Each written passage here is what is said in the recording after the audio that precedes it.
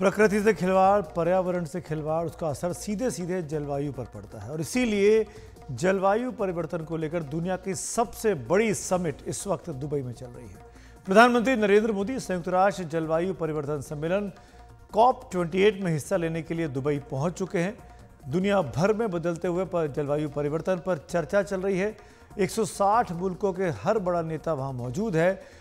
Corp का मतलब होता है conference of the parties. Parties का दरअसल मतलब हुआ ऐसी वो देश जिन्होंने संयुक्त राष्ट्र के समझौते पर हस्ताक्षर किए हैं कि वो दुनिया भर के बढ़ते तापमान को कम करने के लिए कोशिश करेंगे।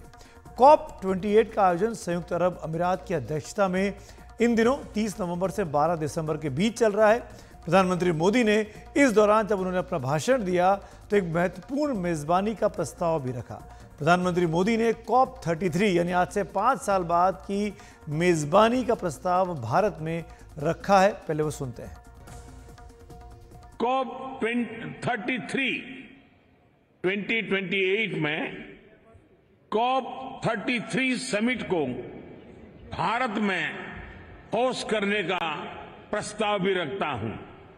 मुझे आशा है कि आने वाले 12 दिनों में ग्लोबल स्टॉक टेक की समीक्षा से हमें सुरक्षित और उज्जवल भविष्य का रास्ता मिलेगा। हर साल आयोजन होता है इस सम्मेलन का, वार्षिक सम्मेलन है। तो COP28 अभी दुबई में चल रहा है। COP33 यानी 5 साल के बाद का आयोजन भारत में हो, इसका प्रस्ताव प्रधानमंत्री ने वहां पर मंच के सामने रखा। 5 साल मतलब 2028 में। क्यों भारत ये पहल की, क्या इसके पीछे की इंपॉर्टेंस है, क्यों कॉप को आपको जानना चाहिए, ये बताने की कोशिश कर रहे हैं मेरे सहयोगी अखिलेश शर्मा। आइए सुनते हैं। जी बिल्कुल, वैश्विक मंच पर भारत की जो धमक है उसका एक उदाहरण ये भी आप मान करके चल सकते हैं कि किस तरह से पीएम मोदी ने आज ये पेशकश की है कि 2028 में भारत COP33 इसकी मेजबानी कर सकता है। इसकी मेजबानी करने की पेशकश उनकी ओर से की गई है। आपको बताऊं कि इससे पहले खुद पीएम मोदी ने ही ये कहा था अंतर्राष्ट्रीय ओलंपिक संघ की बैठक में मुंबई में कि भारत 2036 का जो ओलंपिक है उसकी मेजबानी भी करने के लिए तैयार है। तो एक के बाद एक जो बड़े अंतर्राष्ट्रीय आयोजन होते हैं उनकी मेजबानी करने का इच्छुक भारत दिखाई दे रहा है। और हमें ये नहीं भूलना होगा कि हाल ही में कुछ ही महीने पहले भारत ने G20 की सफल मेजबानी भी की है। तो एक के बाद एक इस तरह के जो बड़े अंतर्राष्ट्रीय आयोजन हैं उसकी मेजबानी भारत करने की न सिर्फ पेशकश कर रहा है बल्कि उसके लिए तैयार भी दिख रहा है। वो दिखा भी रहा है कि किस तरह से वो कामयाब ढंग से इनकी मेजबानी कर सकता है। और आपको बताऊं कि जब इस तरह के अंतर्राष्ट्रीय मंचों पर ये पेशकश की जाती तो इसके पीछे एक जो बैकग्राउंड है वो तैयार कर लिया जाता है। यानी जो संयुक्त राष्ट्र के इस बारे में जिम्मेदार अधिकारी हैं उनसे चर्चा भारत के अधिकारियों की हो चुकी होगी। क्योंकि आपको ये बताऊं कि अभी 5 साल बाद की जो बैठक है कॉप की उसको मेजबानी करने की भारत ने पेशकश की। यानी अगले जो कुछ स्लॉट्स हैं आने वाले वर्षों के वो शायद अभी उपलब्ध नहीं थे, इसलिए भारत ने 2028 की बात कही है। ये पीएम मोदी का अपना भी एक आत्मविश्वास दिखाता है कि किस तरह से वो ये संदेश देना चाहते हैं कि जो अगला लोकसभा चुनाव है उसमें उनकी पार्टी और वो खुद फिर से वापसी कर रहे हैं और इसीलिए वो इस तरह के बड़े आयोजन के मेजबानी की पेशकश भी कर रहे हैं। आपको बताऊं कि जो उनका आज का भाषण रहा है वो भी इसी दृष्टि से महत्वपूर्ण रहा है, जिसमें उन्होंने कहा है कि ग्लोबल साउथ का जो मुद्दा है और भारत आपको ये जानते होंगे कि एक मुद्दा ये भी सामने आया था G20 की बैठक में कि भारत ने G20 की मेजबानी करके ये संदेश देने का भी प्रयास किया था कि वो पूरे ग्लोबल साउथ की एक सशक्त आवाज बनकर दुनिया में उभरा है। और आज एक तरह से पीएम मोदी ने उसी ग्लोबल साउथ के मुद्दे को कॉप की बैठक में उठाया, जिसमें उन्होंने कहा है कि जो ग्लोबल साउथ है उसको किस तरह से अपेक्षा की जाती है कि वो मौसम परिवर्तन के लिए विकसित देश जो है अधिक से अधिक मदद करें, ये उसकी अपेक्षा रहती है और ये स्वाभाविक भी है और न्यायोचित भी है। उन्होंने ये कहा है कि किस तरह से जो ग्लोबल साउथ है उसकी आकांक्षाओं को पूरा करने के लिए क्लाइमेट फाइनेंस और टेक्नोलॉजी बहुत ही जरूरी है। उन्होंने कहा कि भारत सहित जो ग्लोबल साउथ के तमाम देश हैं उनकी क्लाइमेट चेंज में भूमिका बहुत कम रही है, लेकिन क्लाइमेट चेंज के सबसे ज्यादा दुष्प्रभाव इन्हीं देशों के ऊपर पड़े हैं। तो ये ग्लोबल साउथ की जो भारत एक तरह से लीडरशिप लेना चाह रहा है या मैसेज आ रहा है उसकी भी बात आज एक तरह से पीएम मोदी ने की है।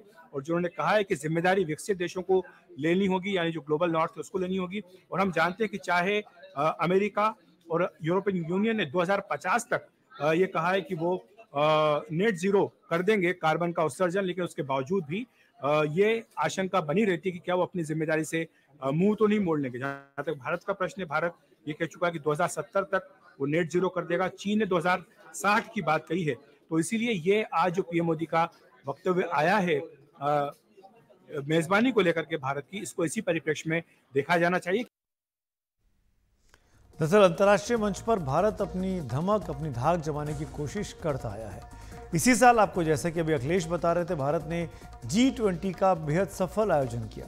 इसकी सबसे बड़ी सफलता रही नई दिल्ली घोषणा पत्र पर सर्वसम्मति बनाना, वो भी तब जब दुनिया में दो बड़ी लड़ाइयां चल रही हैं, रूस में यूक्रेन के साथ और उधर इजराइल में हमास के साथ। ये पहली बार हुआ कि किसी देश ने 60 शहरों में G20 की बैठक का आयोजन किया।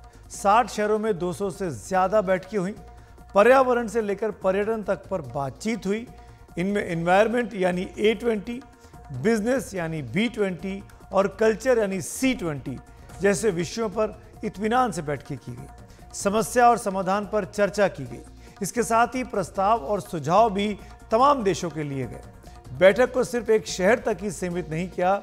इसका फायदा ये हुआ कि दुनिया भर से आए तमाम डेलीगेट्स को G20 के बारे में समझने का अवसर मिला और भारत के कल्चर को जानने का भी मौका मिला। भारत ने G20 की अध्यक्षता को एक नई परिभाषा दे दी। इतना बड़ा और इतना वृहद आयोजन G20 का किसी और मुल्क में नहीं हुआ जितना भारत ने करके दिया। साल भर से 200 से अधिक कॉन्फ्रेंसेस देश भर के करीब 55 अलग अलग शहरों में हुई। भारत से पहले इंडोनेशिया में आयोजन हुआ था और वहां 25 ही बैठक हुई थी, लेकिन भारत में 200 से ज्यादा बैठकें हुई। और खास बात यह रही कि टियर 2 यानी जो छोटे शहर हैं, उन शहरों में भी इसकी बैठकों का आयोजन किया गया।